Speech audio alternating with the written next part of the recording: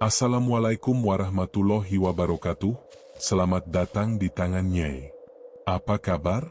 Semoga kalian semua selalu dalam keadaan sehat dan bahagia, ya. Sebelum lanjut, jangan lupa dukung kami dengan klik tombol subscribe dan komen hadir untuk absennya. Selamat menonton. Jumat, pukul 15.45 WIB. Rio, dengan senyum khasnya yang sering ia tunjukkan di depan kamera, menyalakan GoPro Hero 10-nya. Lampu kecil di sudut kamera berkedip merah, menandakan bahwa ia sedang merekam. Di depannya, ransel-ransel pendakian yang berisi perlengkapan sudah siap. Di sampingnya, Jaka sedang memeriksa tali sepatu botnya, sementara Sinta, dengan wajah yang penuh semangat, sedang memotret pemandangan kota dari kejauhan. Mereka berada di pos pendakian awal Gunung Guntur, dan cuaca sore itu terasa sangat nyaman. Ok, teman-teman, suara Rio terdengar bersemangat. Selamat datang kembali di channelku. Hari ini, kita akan memulai petualangan epik kita untuk menaklukkan Gunung Guntur yang legendaris. Rio mengarahkan kameranya ke arah Sinta dan Jaka. Di sini ada Sinta, pendaki pemula tapi semangatnya luar biasa. Sinta tersenyum canggung ke kamera. Dan ini Jaka, master pendaki kita yang sudah bolak-balik ke gunung ini. Dia adalah alasan kenapa kita semua merasa aman. Jangan dilebih-lebihkan, bro, kata Jaka sambil tertawa. Yang penting kita semua pulang dengan selamat. Rio mengangguk, lalu mengarahkan kamera kembali ke wajahnya. Rencananya sederhana. Kita akan mendaki sampai pos 1, mendirikan tenda, dan besok pagi kita akan menuju puncak. Kita akan merekam setiap momen, dari pemandangan yang menakjubkan sampai setiap tantangan yang kita hadapi. Tapi ada sesuatu yang berbeda di Gunung Guntur sore itu. Meskipun langit cerah dan angin sepau-sepau, ada aura aneh yang terasa. Udara terasa lebih berat, seolah-olah ada sesuatu yang menahan napas mereka. Pohon-pohon di sekeliling mereka terlihat lebih gelap dari biasanya, dan suara serangga yang seharusnya ramai di sore hari terasa sangat senyap. Mereka memulai pendakian. Langkah kaki mereka menginjak daun-daun kering, menciptakan suara yang memecah keheningan hutan. Rio berjalan di depan, dengan GoPro yang selalu merekam. Jaka berjalan di tengah, sesekali memandu Sinta yang berjalan di belakang. Sinta, yang baru pertama kali mendaki gunung, terlihat sangat gembira. Wah, Rio, pemandangannya keren banget. Aku nggak nyangka seindah ini, teriaknya. Tunggu saja sampai di puncak. Pasti lebih keren lagi, jawab Rio. Selama hampir 1 jam, mereka terus berjalan. Matahari mulai tergelincir di cakrawala, menciptakan bayangan panjang dari pepohonan. Warna jingga dan ungu menghiasi langit, menciptakan pemandangan yang sangat indah. Rio merekam momen itu dengan penuh semangat. Ini dia, teman-teman, golden hour di Gunung Guntur. Pemandangan yang tidak bisa kalian dapatkan dimanapun, ujar Rio. Namun, di tengah keindahan itu, keanehan mulai muncul. Rio melihat ke belakang, melihat Sinta terhenti dan menatap kosong ke sebuah pohon beringin tua. Rio mencoba memanggilnya, tetapi Sinta tidak bergeming. Jaka menghampiri Sinta dan menepuk pundaknya. Sinta tersentak dan kembali ke kesadarannya. Sinta, kamu kenapa? Tanya Jaka dengan cemas. Sinta menggelengkan kepalanya. Enggak tahu, kayak ada yang manggil namaku, bisiknya. Tapi suaranya pelan banget. Rio dan Jaka saling pandang. Rio, yang masih menganggap ini sebagai lelucon, tertawa. Wah, mungkin itu hantu penunggu gunung. Awas ya, Sinta, jangan sampai diajak ngobrol. Sinta hanya tersenyum paksa, dan mereka melanjutkan perjalanan. Namun, bisikan itu tidak berhenti di sana. Beberapa menit kemudian, Rio mendengar bisikan yang sama, kali ini lebih jelas dan langsung di telinganya. Rio menoleh, tapi tidak ada siapa-siapa di belakangnya. Jaka dan Sinta masih berjalan di belakangnya. Rio mencoba mengabaikannya, tetapi jantungnya mulai berdetak lebih cepat. Mereka tiba di sebuah area yang sedikit terbuka, dengan aliran air yang mengalir pelan. Di sana, mereka menemukan sepasang sandal yang terlihat seperti sudah sangat lama tertinggal. Rio mengambil sandalnya dan merekamnya dengan GoPro. "Aneh, kenapa ada sandal di sini?" gumam Rio. "Mungkin ada pendaki lain yang kehilangan," kata Jaka, mencoba menenangkan. Rio tidak yakin. Ia melihat sekeliling, mencari petunjuk lain, tetapi tidak ada. Mereka memutuskan untuk tidak membuang waktu dan melanjutkan perjalanan. Matahari sudah benar-benar terbenam, dan kegelapan mulai merayap di hutan. Mereka menyalakan senter kepala mereka, dan cahaya senter menyorot jalan di depan mereka. Hutan yang tadinya terlihat indah kini terlihat menakutkan, dengan bayangan-bayangan aneh dari pepohonan yang terlihat seperti monster yang siap menerkam mereka. "Aku merinding," bisik Sinta. "Sabar, kita sebentar lagi sampai pos 1, kata Jaka. Namun, yang tidak mereka sadari, ada sesuatu yang mengikuti mereka. Di rekaman GoPro Rio, di balik bayangan pepohonan, terlihat kilatan cahaya aneh, seolah-olah ada sesuatu yang bergerak sangat cepat. Kilatan cahaya itu tidak terlihat oleh mata telanjang, tetapi kamera Rio berhasil merekamnya. Mereka akhirnya tiba di pos 1, sebuah area yang datar dan cukup luas untuk mendirikan tenda. Jantung mereka berdegup kencang karena ketakutan dan kelelahan. Mereka memutuskan untuk segera mendirikan tenda dan beristirahat. Bab 1, Persiapan dan Awal Perjalanan, berakhir dengan Rio duduk di depan tendanya, merekam dirinya sendiri dengan wajah yang lelah. "Kita sudah sampai di pos 1, ujarnya. "Meskipun ada beberapa hal aneh yang terjadi, kita tetap bersemangat. Kita akan beristirahat, dan besok kita akan melanjutkan perjalanan kita." Rio mengarahkan kameranya ke arah tenda, lalu mematikan GoPro-nya. Rekaman itu berakhir di sana, menyisakan misteri yang akan terus berlanjut. Jumat, pukul 20 WIB. Setelah mendirikan tenda, mereka membuat api unggun kecil dan memasak mie instan untuk makan malam. Kehangatan api unggun sedikit mengusir rasa dingin dan ketakutan yang mereka rasakan. Mereka duduk melingkar di sekitar api unggun, bercerita dan tertawa, mencoba melupakan kejadian-kejadian aneh yang terjadi selama perjalanan mereka. "Cerita tadi seru banget," kata Rio, tersenyum ke arah Jaka. "Kayaknya bakalan jadi konten yang keren banget, nih." Jaka hanya tersenyum. "Yang penting kamu senang, bro." Sinta, yang masih terlihat ketakutan, menundukkan kepalanya. "Aku masih merinding. Aku nggak tahu, rasanya ada yang beda banget dari gunung ini," bisiknya. "Jangan dipikirin, Sinta," kata Rio. "Itu cuma perasaan kamu aja. Namanya juga di gunung, pasti ada aja hal-hal aneh." Tapi Sinta tidak yakin. Ia merasa ada yang salah. Ia mengangkat kepalanya dan melihat sekeliling. Ia melihat ke arah hutan yang gelap, dan melihat bayangan yang bergerak-gerak. Ia mengira itu hanya bayangan pepohonan, tapi bayangan itu terlihat lebih aneh dari bayangan pohon biasanya. Bayangan itu terlihat seperti siluet manusia, yang bergerak-gerak di antara pepohonan. "Kalian lihat itu enggak?" tanya Sinta. Rio dan Jaka menoleh. Mereka tidak melihat apa-apa. "Lihat apa?" tanya Jaka. "Itu, kayak ada orang di sana," kata Sinta, menunjuk ke arah hutan. Jaka dan Rio melihat ke arah yang ditunjuk Sinta, tetapi mereka tidak melihat apa-apa. Mereka hanya melihat pepohonan yang gelap dan sunyi. "Mungkin cuma bayangan kamu aja, Sinta," kata Rio. "Udah, jangan dipikirin." Sinta mengangguk, tetapi ia tidak yakin. Ia terus menatap ke arah hutan, dan ia melihat bayangan itu lagi. Kali ini, bayangan itu terlihat lebih jelas. Itu adalah sosok manusia, yang berdiri di antara pepohonan, menatap mereka.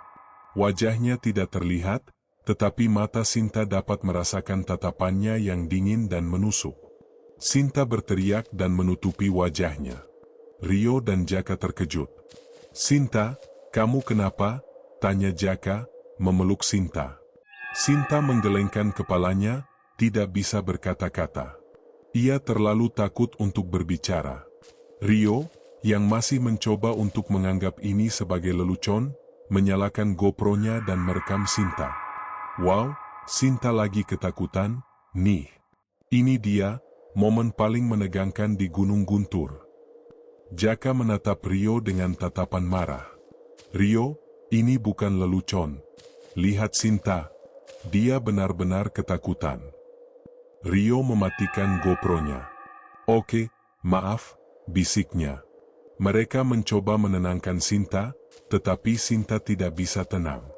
Ia terus gemetar dan memeluk Jaka. Jaka dan Rio memutuskan untuk membawa Sinta ke dalam tenda. Di dalam tenda, Sinta tidur di tengah, sementara Rio dan Jaka tidur di sampingnya. Rio memeluk Sinta, mencoba membuatnya merasa aman. Jaka tidur di samping Rio, tetapi ia tidak bisa tidur. Ia terus memikirkan kejadian-kejadian aneh yang terjadi. Beberapa jam kemudian, Jaka terbangun karena suara aneh. Ia mendengar suara langkah kaki di luar tenda. Suara itu terdengar seperti langkah kaki yang berat, seperti langkah kaki manusia, tetapi langkah kaki itu tidak memiliki ritme. Suara itu terdengar aneh, seolah-olah langkah kaki itu tidak berasal dari manusia. Jaka mencoba membangunkan Rio, tetapi Rio tidak bergeming. Ia tertidur sangat pulas. Jaka mencoba membangunkan Sinta, tetapi Sinta juga tertidur sangat pulas. Jaka tidak tahu harus berbuat apa. Ia mengambil pisau lipatnya dan memegangnya erat-erat. Ia menunggu. Suara langkah kaki itu semakin dekat. Jaka bisa mendengarnya dengan jelas sekarang. Ia bisa mendengar suara napas yang berat, yang terdengar seperti suara napas orang yang kelelahan. Jaka gemetar ketakutan.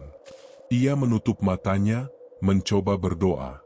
Tiba-tiba, suara langkah kaki itu berhenti.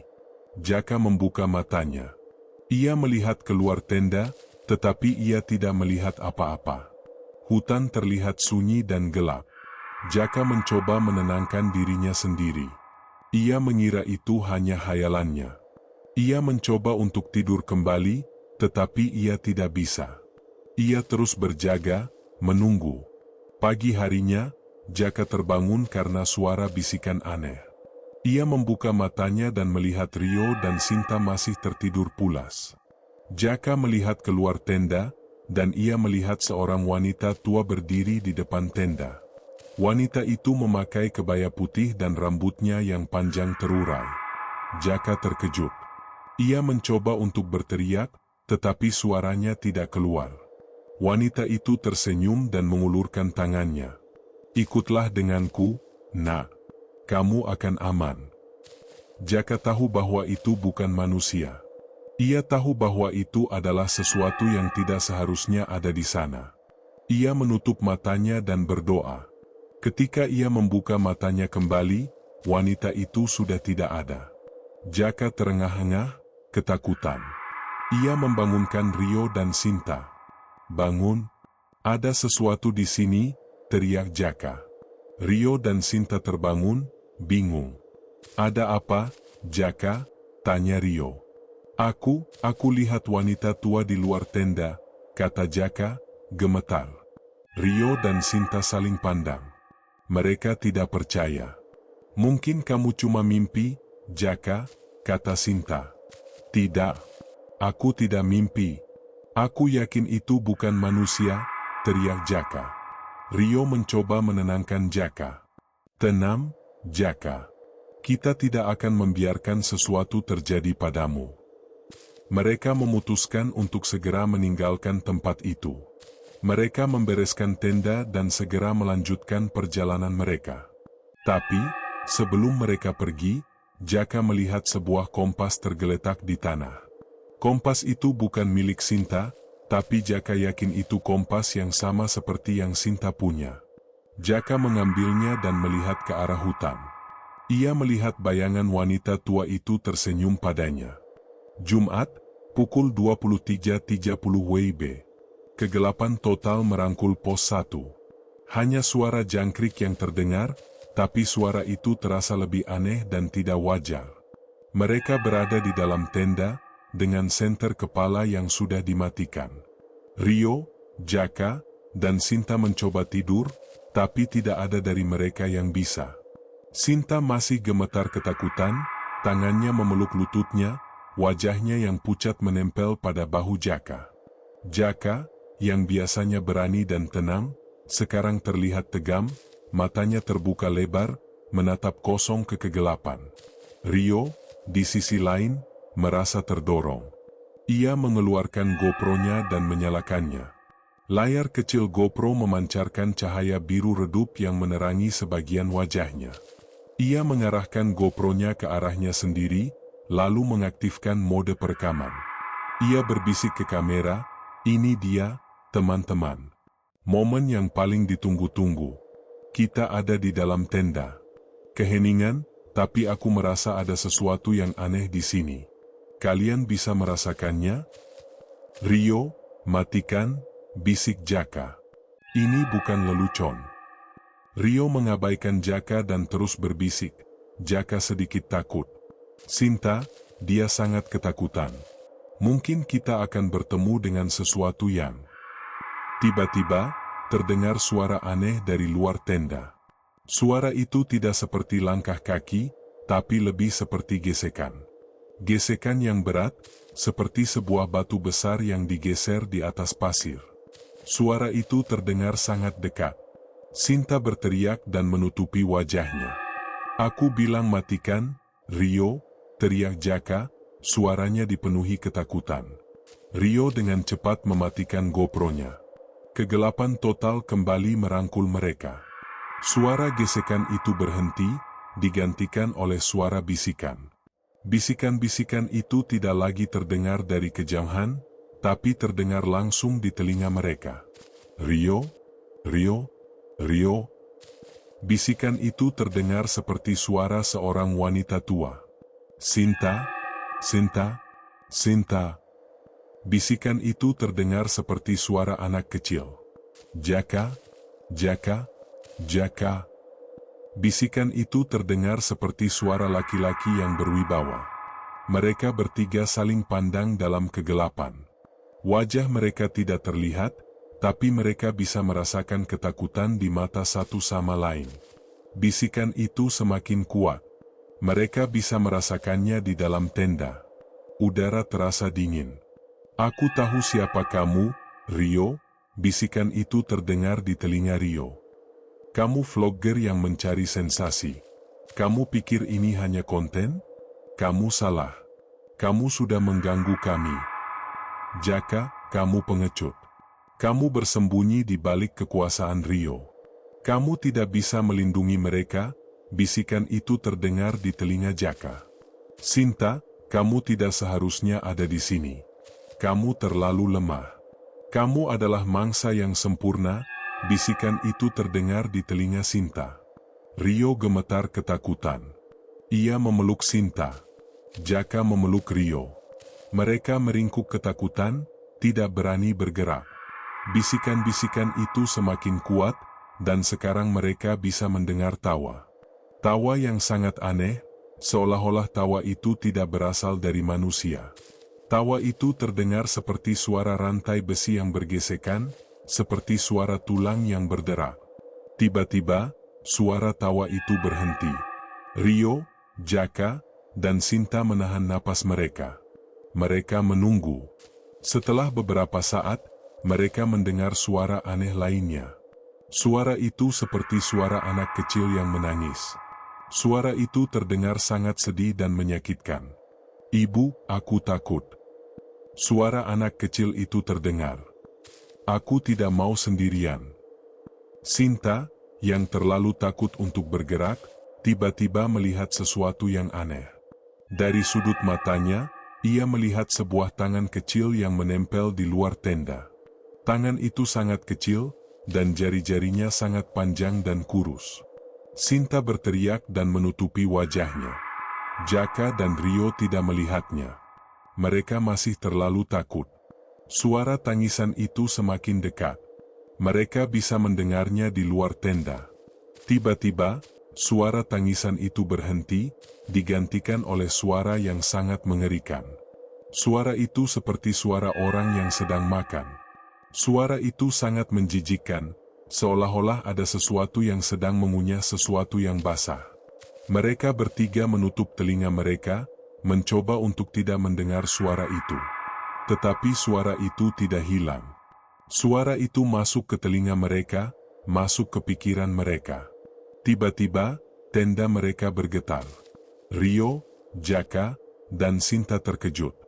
Mereka melihat ke arah tenda, dan mereka melihat bayangan yang bergerak-gerak di luar tenda.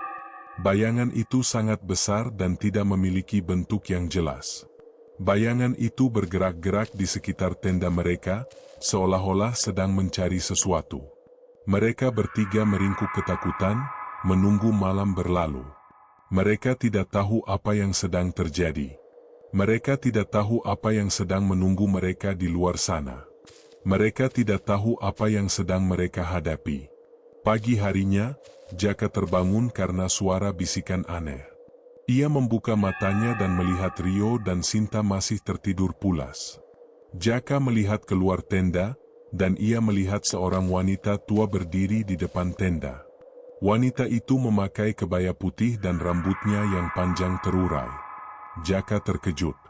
Ia mencoba untuk berteriak, tetapi suaranya tidak keluar. Wanita itu tersenyum dan mengulurkan tangannya. "Ikutlah denganku, nak. Kamu akan aman." Jaka tahu bahwa itu bukan manusia. Ia tahu bahwa itu adalah sesuatu yang tidak seharusnya ada di sana. Ia menutup matanya dan berdoa. Ketika ia membuka matanya kembali, wanita itu sudah tidak ada. Jaka terengah-engah, ketakutan. Ia membangunkan Rio dan Sinta. "Bangun, ada sesuatu di sini," teriak Jaka. Rio dan Sinta terbangun, bingung. "Ada apa, Jaka?" tanya Rio. Aku lihat wanita tua di luar tenda," kata Jaka, gemetar. Rio dan Sinta saling pandang. Mereka tidak percaya. "Mungkin kamu cuma mimpi, Jaka," kata Sinta. "Tidak. Aku tidak mimpi. Aku yakin itu bukan manusia," teriak Jaka. Rio mencoba menenangkan Jaka. "Tenang, Jaka. Kita tidak akan membiarkan sesuatu terjadi padamu." Mereka memutuskan untuk segera meninggalkan tempat itu. Mereka membereskan tenda dan segera melanjutkan perjalanan mereka. Tapi, sebelum mereka pergi, Jaka melihat sebuah kompas tergeletak di tanah. Kompas itu bukan milik Sinta, tapi Jaka yakin itu kompas yang sama seperti yang Sinta punya. Jaka mengambilnya dan melihat ke arah hutan. Ia melihat bayangan wanita tua itu tersenyum padanya. Bab 2, Keanehan di Pos 1, berakhir dengan Rio, Jaka, dan Sinta melanjutkan perjalanan mereka, tidak menyadari bahwa mereka tidak hanya tersesat, tetapi juga ditarik ke dalam dimensi yang berbeda, sebuah dimensi yang akan mengubah mereka selamanya. Sabtu, pukul 6 WIB. Fajar menyingsing, dan kelegaan menyapu trio itu. Mereka keluar dari tenda yang kini terasa seperti sebuah kuburan. Meskipun pagi telah datang, udara dingin dan kelembapan yang mencekam masih melekat, seolah malam tidak pernah benar-benar pergi. Matahari memancarkan cahayanya, namun sinar itu terasa dingin dan tidak memberikan kehangatan. Keheningan hutan di pagi hari terasa sangat tidak wajar, tidak ada suara burung berkicau, tidak ada suara serangga. Hanya keheningan yang menakutkan yang menyelimuti mereka. Aku tidak mau kembali ke sini lagi," bisik Sinta, wajahnya pucat. Jaka, yang biasanya selalu optimis, hanya mengangguk setuju. Ia tidak bisa melupakan wanita tua dan kompas yang dilihatnya. Ia merasa seolah-olah ia telah melihat sesuatu yang tidak seharusnya ia lihat. Ia mengambil kompas dari kantongnya dan menatapnya. Kompas itu menunjukkan arah yang sama, tidak peduli kemana ia bergerak. Jarum kompas itu tidak bergerak sama sekali. Rio, yang mencoba untuk tetap tenang dan profesional, menyalakan GoPro-nya. Pagi, teman-teman, suaranya bergetar. Ini hari kedua kita di Gunung Guntur. Kita akan melanjutkan perjalanan ke puncak, meskipun setelah malam yang cukup menakutkan. Rio mengarahkan GoPro-nya ke arah Sinta, yang terlihat sangat ketakutan. Sinta, bagaimana perasaanmu? Sinta menggelengkan kepalanya, air mata mengalir di wajahnya. Aku mau pulang, Rio. Aku tidak mau melanjutkan. Rio mematikan GoPro-nya. Ia memeluk Sinta, mencoba menenangkannya. Sinta, kita akan baik-baik saja. Aku janji. Kita akan segera sampai di puncak dan kita akan kembali ke rumah. Jaka, yang melihat kepanikan Sinta, mencoba untuk tetap tenang. Kita tidak bisa tinggal di sini. Kita harus terus bergerak. Mungkin kita akan menemukan jalan keluar. Mereka memulai perjalanan. Namun, Jaka yang biasanya memimpin jalan, kini terlihat bingung. Ia terus-menerus melihat ke arah pohon-pohon, mencoba mencari petunjuk, tetapi tidak ada. Pohon-pohon itu terlihat sama, seperti duplikat yang tidak memiliki perbedaan. Jaka, kenapa kita berhenti? Tanya Rio. Jaka menggelengkan kepalanya. Jalurnya berubah. Aku tidak ingat ada jalur ini. Rio dan Sinta saling pandang. Mereka melihat ke arah yang ditunjuk Jaka, tetapi mereka tidak melihat apa-apa. Mereka hanya melihat jalur yang sama seperti yang mereka lewati kemarin. Tapi Jaka tidak yakin. Ia merasa ada yang salah. Rio, coba cek GPS-mu, kata Jaka. Rio mengambil ponselnya dari kantongnya. Ia membuka aplikasi GPS-nya, tetapi tidak ada sinyal. Layar ponselnya hanya menunjukkan sebuah titik, yang terus bergerak di tempat yang sama, seolah-olah mereka tidak bergerak dari sana. Tidak ada sinyal, bisik Rio. Ini tidak mungkin.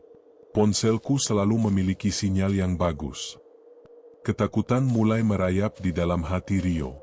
Ia mencoba untuk tetap tenang, tetapi tangannya gemetar.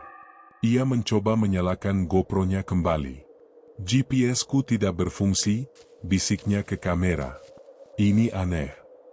Tiba-tiba, suara-suara dari malam sebelumnya kembali.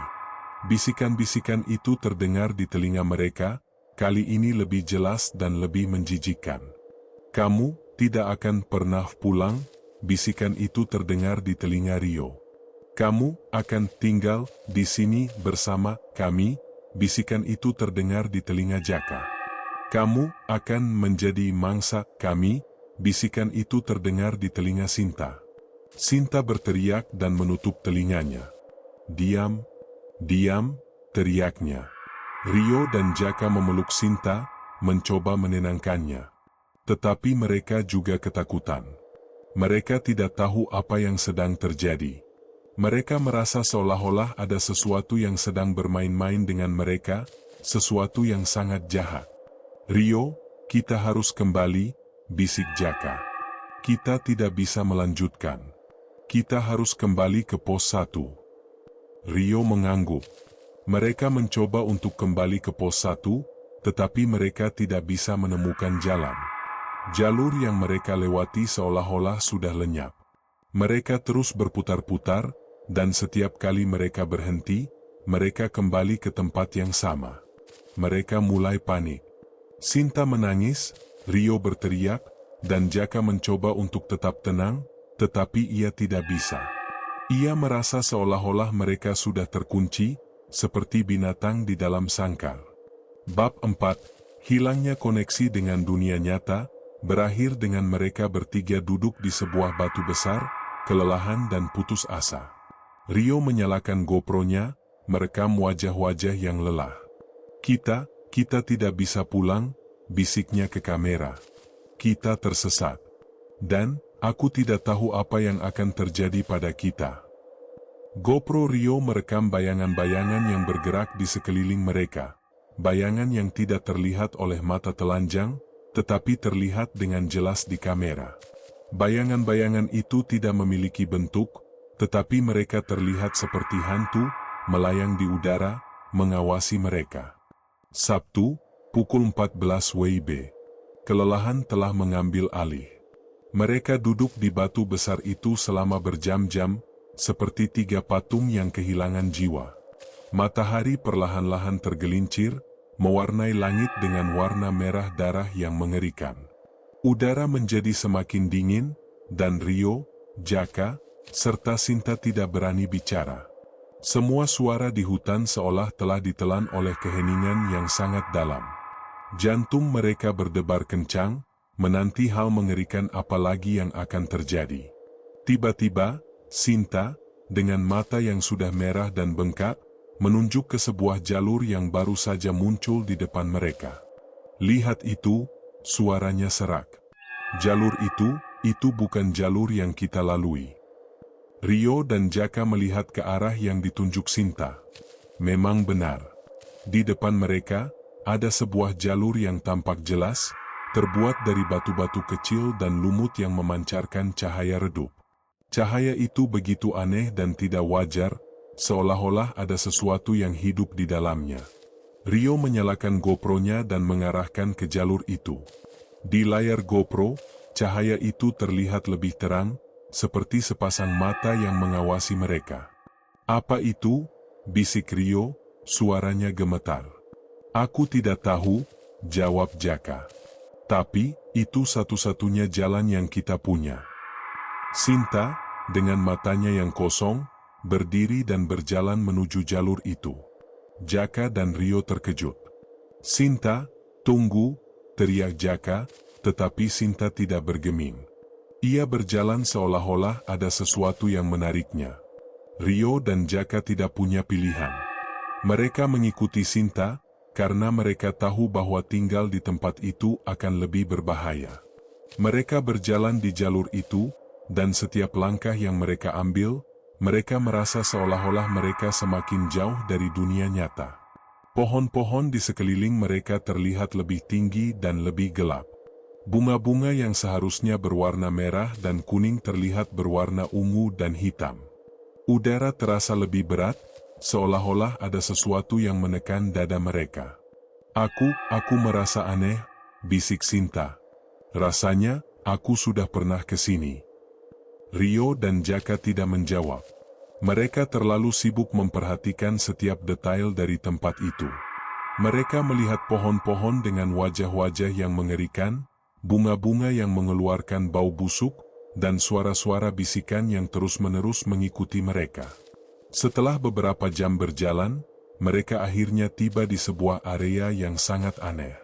Di tengah area itu, ada sebuah pohon beringin tua yang sangat besar, dengan akar-akar yang menjulang ke langit. Di bawah pohon beringin itu, ada sebuah kolam yang airnya berwarna hitam pekat. Kolam itu mengeluarkan asap, dan dari asap itu, terdengar suara musik yang indah. "Suara apa itu?"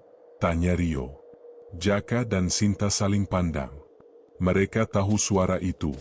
Suara itu adalah suara yang mereka dengar di malam hari. Suara yang membuat mereka ketakutan. "Jangan ke sana," bisik Jaka. "Aku merasa ada yang tidak beres." Sinta, yang sudah sepenuhnya terpengaruh oleh suara musik itu, berjalan menuju kolam. Rio dan Jaka mencoba menahannya, tetapi Sinta terlalu kuat.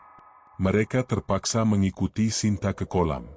Ketika mereka tiba di kolam, suara musik itu berhenti. Kolam itu terlihat sangat tenang, seperti cermin yang memantulkan wajah mereka. Tapi wajah yang mereka lihat di dalam air itu bukanlah wajah mereka. Wajah itu adalah wajah seorang wanita tua, yang tersenyum jahat. "Selamat datang," bisik suara wanita tua itu dari dalam air. "Kamu sudah datang, anak-anakku." Rio, Jaka, dan Sinta terkejut. Mereka mencoba lari, tetapi mereka tidak bisa bergerak. Kaki mereka seolah-olah sudah terikat dengan tanah. Mereka melihat ke air, dan mereka melihat wajah wanita tua itu semakin dekat. Wajahnya yang keriput dan pucat terlihat sangat mengerikan. Ia memiliki mata yang merah dan senyum yang sangat jahat. "Kamu tidak bisa lari," bisik wanita tua itu. "Kamu sudah milikku. Dan sekarang, kamu akan menjadi bagian dari kami." Bab 5, Petunjuk dari Alam Lain, berakhir dengan mereka bertiga ditarik ke dalam kolam. Rio, yang masih memegang GoPro-nya, merekam saat ia ditarik ke dalam air. Rekaman itu berakhir di sana, menyisakan misteri yang akan terus berlanjut. Sabtu, pukul 15 WIB. Rio, Jaka, dan Sinta merasakan dingin yang membekukan saat mereka ditarik ke bawah air. Namun, tidak ada sensasi tenggelam, sebaliknya, mereka merasa seperti jatuh melalui ruang hampa. Suara gemericik air berganti menjadi keheningan total. Tiba-tiba, mereka muncul kembali di permukaan, terengah-engah, tetapi di tempat yang sama sekali berbeda. Mereka berada di sebuah tempat yang sangat mirip dengan Gunung Guntur, tetapi dengan nuansa yang sangat mengerikan. Langit yang seharusnya cerah, kini berwarna ungu tua dengan awan yang terlihat seperti wajah-wajah yang menangis. Pohon-pohon di sekeliling mereka tidak memiliki daun, dan ranting-rantingnya yang kurus terlihat seperti tangan-tangan yang menggapai mereka. Tanah di bawah kaki mereka terasa lembek dan basah, dan dari tanah itu, muncul bau busuk yang sangat menyengat. Rio melihat ke sekeliling, dan ia melihat Jaka dan Sinta berada di sampingnya. Wajah mereka terlihat sangat pucat, dan mata mereka terbuka lebar, dipenuhi rasa takut. "Di mana kita?" bisik Rio.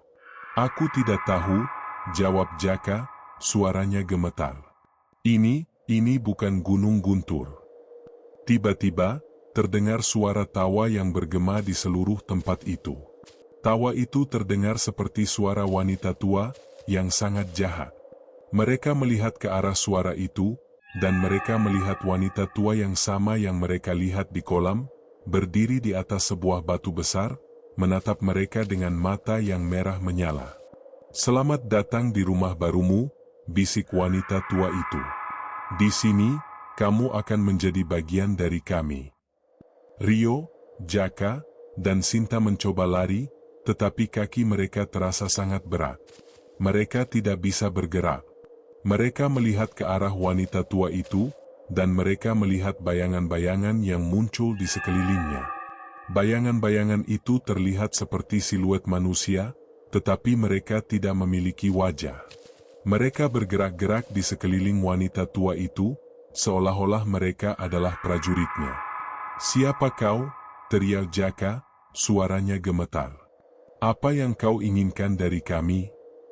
Wanita tua itu tersenyum jahat. "Aku adalah penjaga gunung ini. Dan kalian telah mengganggu ketenangan kami. Kalian datang ke sini untuk mencari ketenaran, untuk membuat cerita. Tapi sekarang, kalian akan menjadi cerita itu sendiri." Wanita tua itu mengulurkan tangannya, dan bayangan-bayangan itu mulai bergerak ke arah mereka. Rio, Jaka, dan Sinta tahu bahwa mereka tidak bisa lari. Mereka hanya bisa berdoa agar mereka selamat. Sabtu, pukul 16.30 WIB. Bayangan-bayangan itu tidak menyerang. Mereka berhenti, membentuk sebuah lingkaran rapat di sekeliling Rio, Jaka, dan Sinta. Wajah mereka tetap tidak terlihat, tetapi bisikan-bisikan dingin kembali terdengar. Bisikan itu bukan lagi ancaman, melainkan suara-suara yang putus asa, suara-suara dari pendaki yang hilang. "Jangan dengarkan dia. Dia pembohong. Kami juga pernah sepertimu." Wanita tua itu tertawa, tawanya terdengar seperti pecahan kaca yang digiling. "Diam. Mereka bukan urusan kalian," teriaknya pada bayangan-bayangan itu. Lalu, ia kembali menatap ketiga pendaki itu. "Aku akan berikan kalian satu pilihan," suaranya kembali tenang, tetapi dipenuhi aura yang mengintimidasi. "Aku akan membiarkan kalian pergi, kembali ke duniamu. Tapi sebagai ganti atas ketenangan yang sudah kalian ganggu, salah satu dari kalian harus mengorbankan ingatanmu. Bukan hanya ingatan akan tempat ini, tetapi juga ingatanmu akan pendakian. Kau akan kembali tanpa tahu apa itu hutan, apa itu gunung, dan kenapa kalian ada di sini. Pilih salah satu dari kalian. Rio, yang masih memegang GoPro-nya, gemetar. Ia datang untuk membuat konten, dan jika ia kehilangan ingatannya, ia akan kehilangan cerita paling epik dalam hidupnya. GoPro-nya terasa sangat berat di tangannya, seolah-olah benda itu adalah penentu nasibnya. Jaka, yang paling tenang di antara mereka, menatap wanita tua itu dengan mata yang tegas. Ia tahu, tugasnya adalah melindungi teman-temannya. Ia adalah pendaki, dan ia akan melakukan apapun untuk mereka, bahkan jika itu berarti kehilangan hal yang paling ia cintai. Sinta, yang selama ini menjadi sosok paling ketakutan, kini terlihat aneh. Ia menatap bayangan-bayangan di sekelilingnya. Ia merasa kasihan pada mereka. Apa yang terjadi pada mereka? Bisiknya pada wanita tua itu. Mereka yang menolak pilihanku, jawab wanita tua itu sambil tersenyum kejam. Mereka lebih memilih untuk menjadi bagian dari gunung ini. Sinta menoleh ke Rio dan Jaka. Ia melihat Jaka, yang siap berkorban. Ia melihat Rio, yang berjuang antara ketenaran dan keselamatan. Sinta merasa bertanggung jawab atas apa yang terjadi. Ialah yang membawa mereka ke sini. Ialah yang terpilih untuk melihat hal-hal yang tidak seharusnya ia lihat. Aku akan mengorbankan diriku, bisik Sinta, tetapi Jaka mendengar bisikannya. Jangan, teriak Jaka. Aku yang akan melakukannya. Jaka tahu Sinta tidak akan bisa hidup tanpa ingatan-ingatan itu. Ia tahu Sinta baru saja menemukan dirinya sendiri di sini. Jaka tidak bisa membiarkan Sinta kehilangan itu. Jaka melepaskan tasnya, lalu berjalan ke depan. Aku setuju, katanya pada wanita tua itu. Aku yang akan mengorbankan ingatanku. Wanita tua itu tersenyum. Senyumnya terlihat lebih mengerikan dari tawa-tawanya. Pilihan yang mulia, bisiknya. Ia mengangkat tangannya, dan cahaya ungu yang redup muncul dari tangannya. Cahaya itu menyebar ke seluruh tubuh Jaka. Jaka merasakan sensasi yang sangat aneh, seolah-olah ada sesuatu yang ditarik dari dalam kepalanya. Ia mencoba berteriak, tetapi tidak ada suara yang keluar. Rio dan Sinta hanya bisa melihat Jaka. Mereka tidak bisa berbuat apa-apa. Sabtu, pukul 17 WIB. Seiring Jaka yang ditarik masuk ke dalam kolam hitam, kolam itu menyala dengan cahaya keemasan yang terang.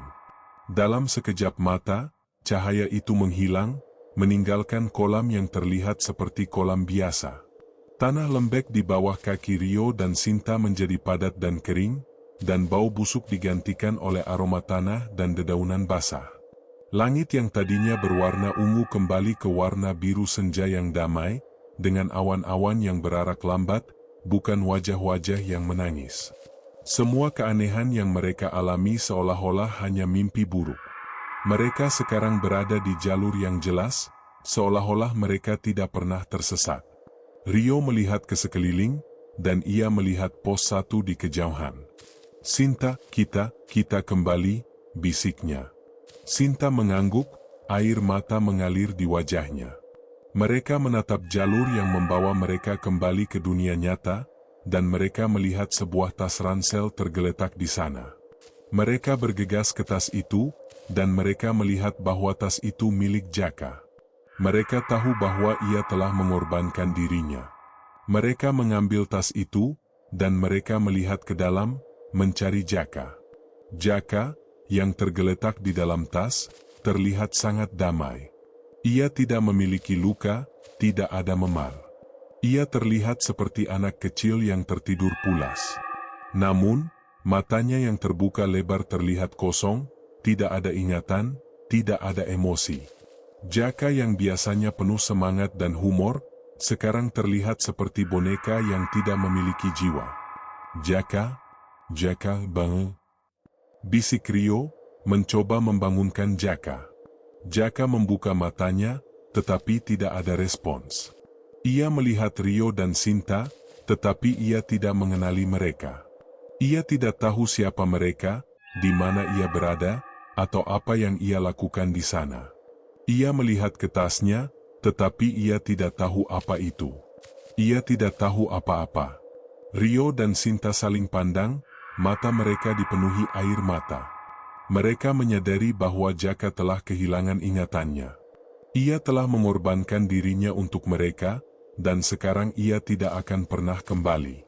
Mereka membawa Jaka kembali, tetapi mereka tidak tahu apakah mereka akan dapat membantunya. Beberapa bulan kemudian, waktu berjalan, tetapi luka yang dibawa pulang dari Gunung Guntur tidak pernah benar-benar sembuh. Rio dan Sinta mengurus Jaka. Mereka pindah ke sebuah rumah kecil yang tenang di pinggir kota. Jaka, yang sekarang mereka panggil Bayu, untuk memberinya awal yang baru, belajar kembali untuk menjalani hidup. Ia belajar bagaimana makan, berbicara, dan tertawa. Tetapi ingatan-ingatan masa lalunya, kenangan tentang petualangan, tentang pendakian, tentang persahabatan mereka, tidak pernah kembali. Matanya yang dulu penuh semangat, kini terlihat kosong, seolah-olah ia adalah sebuah boneka yang tidak memiliki nyawa. Rio dan Sinta menganggapnya sebagai bagian dari keluarga mereka, dan mereka akan melakukan apapun untuk merawatnya. Rio, yang selama ini hanya peduli pada konten dan ketenaran, sekarang lebih peduli pada Jaka. Ia tidak pernah lagi menyentuh GoPro-nya. Semua video yang ia rekam, semua petualangan yang ia lakukan, semua yang ia inginkan, ia lupakan. Ia tidak pernah lagi mengunggah video ke YouTube-nya. Ia tahu bahwa video-video itu adalah kenangan yang mengerikan, kenangan yang akan selalu mengingatkannya pada pengorbanan Jaka. Suatu malam, ketika Rio sedang melihat-lihat folder-folder di laptopnya, ia menemukan folder yang ia namakan Gunung Guntur. Jantungnya berdebar kencang, dan tangannya gemetar. Ia membuka folder itu, dan ia melihat semua video yang ia rekam. Ia membuka video terakhir, rekaman yang ia rekam saat ia dan Sinta membawa Jaka yang telah kehilangan ingatannya. Video itu sangat menyakitkan, dan Rio tidak bisa menyelesaikannya. Tiba-tiba, ia mendengar suara aneh. Suara itu bukan suara bisikan, tapi lebih seperti suara yang sangat dingin dan aneh, seolah-olah ada sesuatu yang sedang menggerogoti. Rio melihat ke arah laptopnya, dan ia melihat video itu terhapus. Satu persatu, semua video yang ia rekam di Gunung Guntur terhapus. Rio tidak tahu mengapa, tetapi ia tahu bahwa itu adalah kehendak dari gunung itu sendiri. Gunung itu tidak ingin ada yang tahu tentang rahasianya. Gunung itu tidak ingin ada yang merekamnya, mengambilnya, atau membagikannya. Rio menutup laptopnya, dan ia merasa lega. Ia tahu bahwa ia telah membuat keputusan yang benar. Ia tidak akan pernah lagi mencoba untuk membuat konten dari sebuah tempat yang suci, sebuah tempat yang memiliki rahasia-rahasia yang tidak seharusnya diungkapkan. Rio, Jaka, dan Sinta tidak pernah lagi mendaki gunung. Mereka hidup dengan kenangan pahit itu, tetapi mereka tahu bahwa mereka telah membuat pilihan yang benar. Jaka telah mengorbankan dirinya untuk mereka, dan mereka tidak akan pernah melupakannya.